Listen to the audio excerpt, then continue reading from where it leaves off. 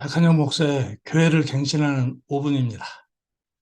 로마서 15장 8절에서 바울은 그리스도께서 자기를 통하여 역사하신 것만 말했다고 합니다.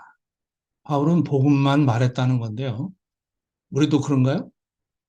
사실 신구약 성경은 예수 그리스도를 계시하기 때문에 우리가 성경에 충실하다면 우리는 늘 그리스도의 복음을 설교해야 하는 거죠.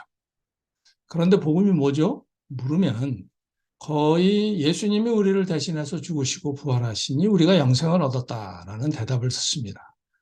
만일 복음이 이렇게 뻔하고 단순하다면 늘 복음을 설교한다는 게 영 부담스러울 겁니다. 그런데 복음은 뻔하지도 않고 단순하지도 않습니다.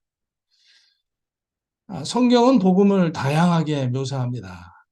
복음은 우선 하나님께서 사람을 위해서 사람이 할 수 없는 걸 하셨다라는 소식입니다.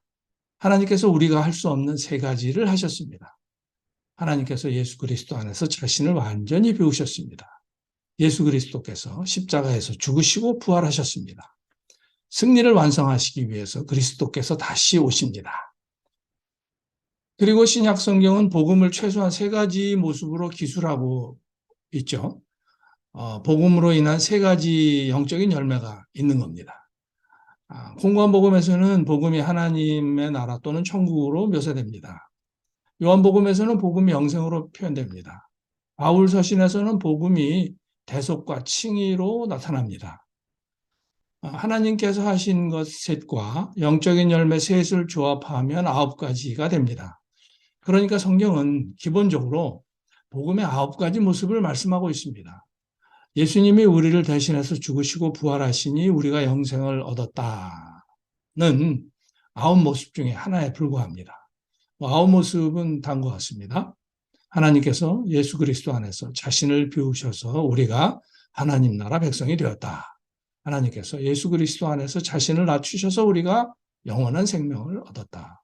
하나님께서 예수님 안에서 자신을 비우셔서 우리가 의롭다 칭함을 받았다. 예수 그리스도께서 십자가에서 죽으시고 부활하사 우리가 하나님의 자녀가 되었다. 예수님이 십자가에서 죽으시고 부활하사 우리가 영생을 얻었다. 예수님이 죽으시고 부활하사 우리의 죄가 씻김을 받았다. 예수 그리스도께서 다시 오셔서 우리를 영원한 천국에 들어가게 하신다.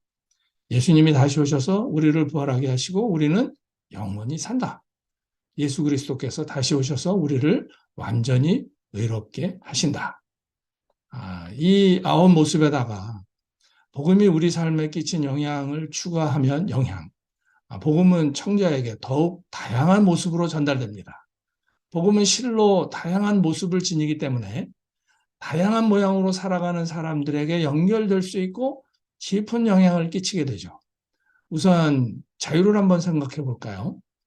인간은 자유를 갈구하는데 주님은 진리를 알지니 진리가 너희를 자유롭게 하리라 하십니다. 복음이 인간을 자유케 하는 겁니다. 그리고 자유에는 죄에서의 자유, 억압에서의 자유, 그리고 고통에서의 자유. 최소한 이렇게 세 가지의 자유가 있습니다. 더 있을 수도 있죠. 복음의 9조합에다가 이 자유에 관련된 세 가지 삶의 변화를 조합하면 모두 27개의 조합이 가능합니다. 그런데 복음은 우리에게 자유 말고도 다른 것들을 많이 줍니다.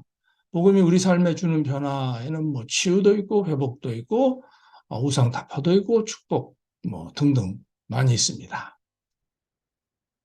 우리가 설교에서 복음을 충실하게 전할 때 하나님의 은혜가 임해서 회중이 감화되고 그리스도께 순종해서 하나님께서 영화롭게 되십니다.